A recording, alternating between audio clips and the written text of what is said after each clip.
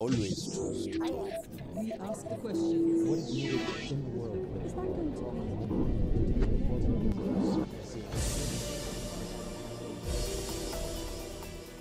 Mr. Franke, hello and welcome to the Al Jazeera Balkans channel. And thank you so much for taking the time to speak to us. Now, you just gave a speech at the ESG summit here in Tivat in Montenegro, and you talked about the significance of this year's iteration of the Munich Security Conference. Now, many observers and analysts will remember Vice President JD's speech as one of the turning moments in transatlantic relations. Yet, you said that this was necessary.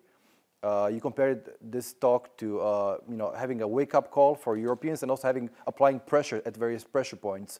Why do you think it was necessary at this moment for the United States to apply pressure at its European counterparts and allies? First of all, thanks for having me. Love being here. Yes, I do believe that it was a necessary wake-up call. And I think it's pretty easy to see that we haven't done enough for our own security over the past decades. We haven't really woken up in the many previous wake-up calls. And so this very special wake-up call, I think, was overdue. And we shouldn't criticize the Trump administration for waking us up once again. We should do our homework. And we shouldn't do it for Donald Trump or for JD Vance. We should do it for ourselves. For Europe. For Europe. Mm-hmm. Now, we've seen recently how the global balance of power seems to be shifting very rapidly with rising tensions among major world players such as the United States, China, and Russia. How do you see these dynamics evolving, and which regions tend to benefit or even perhaps suffer most from these changes? I think what is clear is that if we don't stop the current dynamics, we are all going to lose in the long run. Last year's Munich Security Report was entitled Lose-Lose, because everyone is going to lose from a deglobalization, from trade wars, from even more conflict, from further escalation. So what we need to do is to tackle this process of what we've called multipolarization. That means a polarization between the various power poles in the world, but also within the transatlantic alliance and even within our own countries. We need to grow back together, and for that it's very clear what we need to do. We need to reform and strengthen global governance, and regions like Europe need to do their homework. We have dropped the ball in a lot of areas, not just the military, also on economic competitiveness, on the things that we do for the global south. We have not kept our many promises to countries hit hard by deglobalization, climate change, migration, the pandemic. So there's a lot for us to do. And since yesterday, we have a coalition treaty in Germany, and I'm relieved to see that all these problems have been clearly recognized. Now, there's a growing concern about the fragmentation of international alliances and institutions. So you still believe that, do you believe that multilateralism in its current form is failing, or is it simply adapting to this new changing global order? It's not that multilateralism is adapting, it is us who need to adapt multilateralism. Yes, multilateralism is beginning to fray, is beginning to fail for many reasons. But the most important is that more and more countries do no longer believe that multilateral action brings them real benefits. They prefer bilateral treaties, they prefer regionalism rather than globalism. And so what we need to do as Europeans, as Germans, as members of the Western Alliance, as liberal Democrats, is to supercharge the perceived and the real value added of multilateralism. It needs to count once again. It needs to provide clear benefits to everyone engaging. And here, I think we've been terrible in the past couple of years. But how have you achieved this current stage? Just a while ago, you mentioned how Europe hasn't really been economically competitive. And we remember Mario Draghi's famous report saying that the EU should invest of some 800 billion euros to again reach its intended levels of competitiveness. How has Europe reached these levels? You mean the low levels? Yes, the low levels. See, I think we've become, maybe lazy is the wrong term, but we've become saturated. We have seen impressive growth, we've seen prosperity, we've seen peace, and that makes people soft and no longer hungry. And what we do need, and what we've just seen here with a very impressive speech by Mohamed Alaba, is a renewed positive spirit, enthusiasm.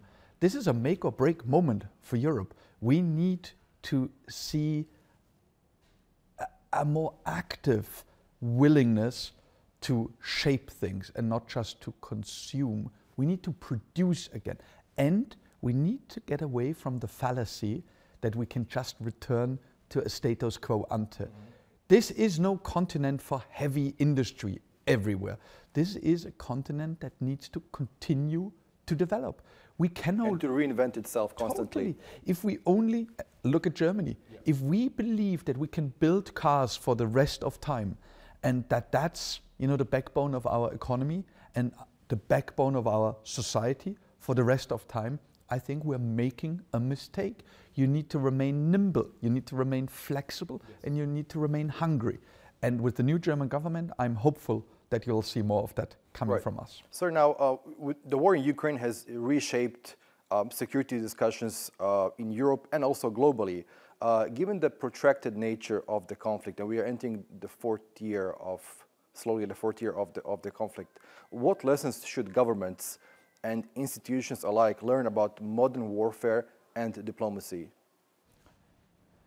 There are so many lessons to learn, and we have a tendency to learn the wrong lessons. This, I think, is not necessarily how the war of the future will play out. This is a very specific case. I think what we should all take away from this conflict is that the return of brutality, the return of impunity is never far away. That the freedom that we have in many parts of Europe, the prosperity that we have in many parts of Europe isn't guaranteed. It can be destroyed in moments. Many took it for granted, apparently. Totally. And again, we've become saturated. We've become slow. And here too, we need to defend our democracies, our liberties, our freedom every day anew. And every generation needs to do that. And that means that we can no longer get away with inaction. We have not done enough for the Ukrainians to win.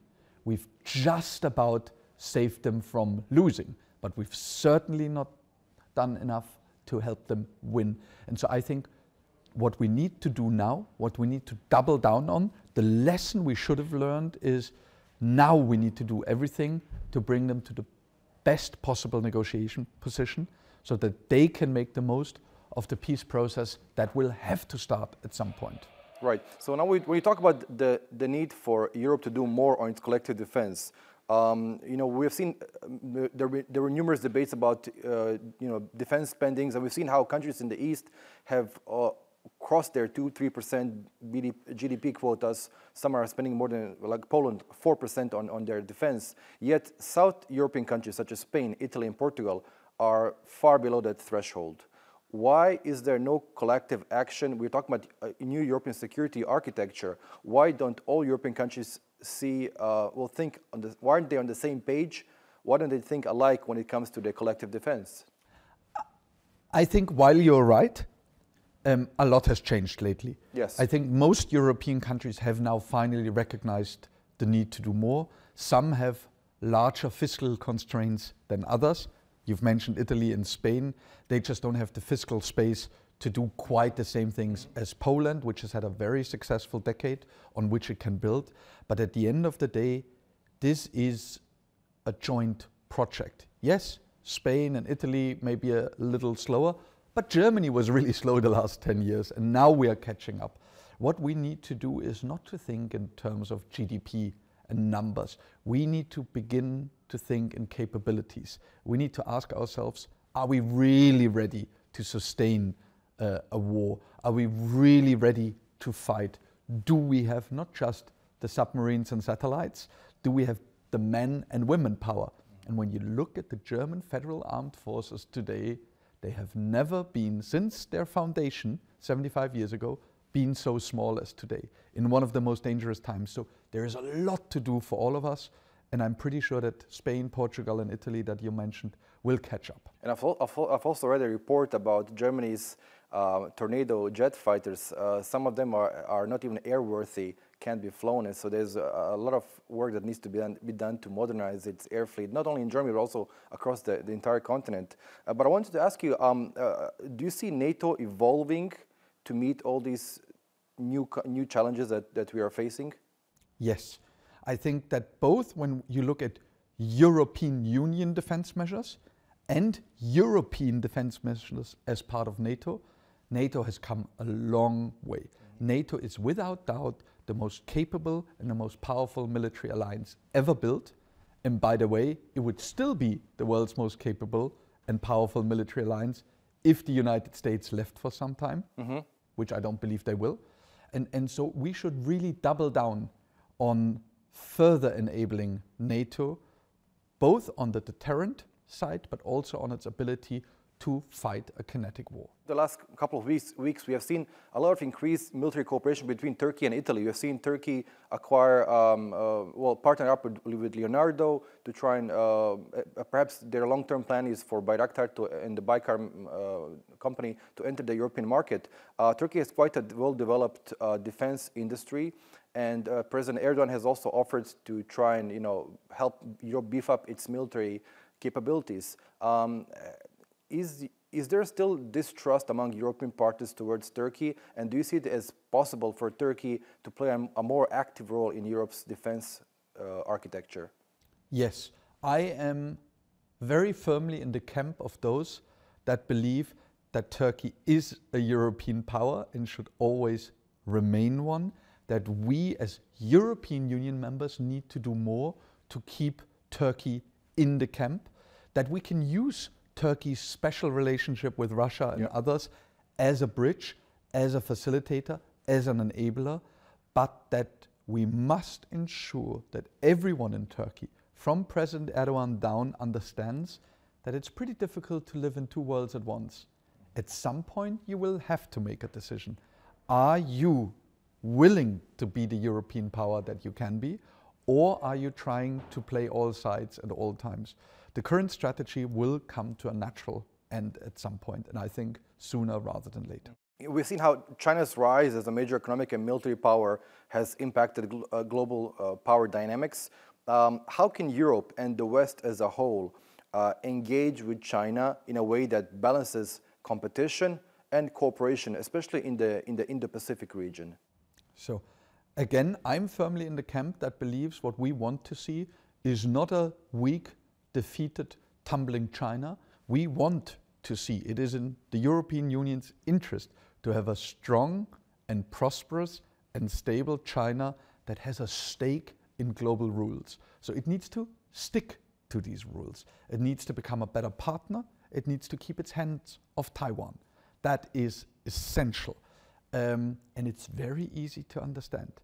And so my hope is that we, as Europeans, do everything we can to de-escalate, to stabilize the relationship, to have a lot of trade, to earn a lot of money, but at the same time, we Europeans have a plan to reduce our dependencies in some areas.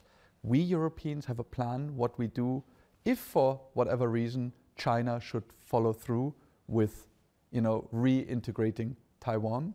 We should have a plan for a major war in that region. And that's the one point where I worry. I don't see us Europeans having a plan for something that we definitely don't want to see, but what I believe is still a realistic option. So despite the fact that China is quite heavily involved, at least in the Balkans and definitely in Eastern Europe, in disseminating anti-European and anti-NATO propaganda through its various state-funded channels, do you still think it's, so you're saying that Europe can still cooperate with China in other areas? Yes, and I do believe that it should be very clearly in China's interest to see a strong and prosperous Europe that does a lot of trade with China and that has very similar interest when it comes to what we call habitats of cooperation, fighting climate change, fighting pandemics, space exploration, scientific breakthroughs. In all of these fields, we need each other. Now, you just mentioned climate change. That was exactly my next question. So climate change is increasingly recognized as a security issue. How do you think global institutions, such as the United Nations, the World Bank, should respond to the intersection of environmental disasters, of migration and conflict? See, we as the Munich Security Conference believe that we are the world market leader when it comes to the debate of foreign security policy, but also climate security. And there is the most basic narrative usually runs as follows. Weather is becoming more extreme, people are pushed from their homes, that creates migration, that creates instability, that creates war, and so on. True, that is definitely true. But we are a little more interested in other bits of the climate security debate. Such as? What chances, what windows of opportunity do we see, because we now all realize that climate change is real and that we will see disastrous consequences if we don't act. And by using these windows of opportunity, potentially we find different ways to address conflict, to solve conflicts, to work together and to reinvigorate multilateralism. And so I think for us, the climate security debate is a little more complex than the usual narrative from thunderstorms to migration to war. All right. Now, Mr. Franke, we've seen how emerging technologies such as AI, automation, and cyber capabilities are reshaping the nature of geopolitical competition. There's a lot of talk about, space security nowadays. We've seen the United States not so long ago, come up or create a space force. The UK has been doing the same. I believe Germany also has a space command. What should nations prioritize in regulating and safeguarding these technologies? I think what we need to prioritize is the positive impact these technologies can have, rather than always concentrating on the negative sides.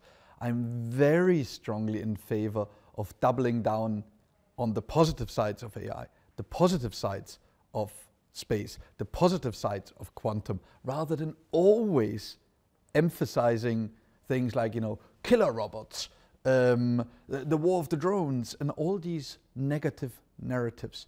AI and other disruptive technologies will change the way we do business, the way we live, the way we consume media, the way we rule ourselves, and the way we fight. And so let's get real and maybe not start by regulating, start by enabling. But do you see, when it comes to the space domain, do you see a space rivalry already taking place? Yes, there is a space war going on, and it has been going on for years. We've seen the Chinese try out satellite warfare. I don't think, again, we have a plan what happens if all satellites crash. In a theoretical possibility of debris being produced in large numbers, there are calculations that almost half of the satellites up in space are vulnerable to a very easily manufactured debris situation. Do we have a plan? Are we resilient enough? What I've said about resilient at home is true for resilience in space. And here too, I believe, again, we are concentrating on regulation, whereas we all know that in war, regulation doesn't count. Right, but in this case, when it comes to the space domain, is there a danger of individuals or companies such as SpaceX controlling significant numbers of satellites and then impacting a country's foreign policy, such as that of the United States, or even deciding whether certain intelligence should be or shouldn't be shared with the Ukrainians? Yes, and I think it's always wrong to have cluster risks. And this is a huge cluster risk. I believe the European Union has now realized that while Starlink is great, we need to have our own system. I don't think we should blame Elon Musk for being a pretty good businessman and coming up with that idea and making it possible. But we shouldn't just accept that dependency.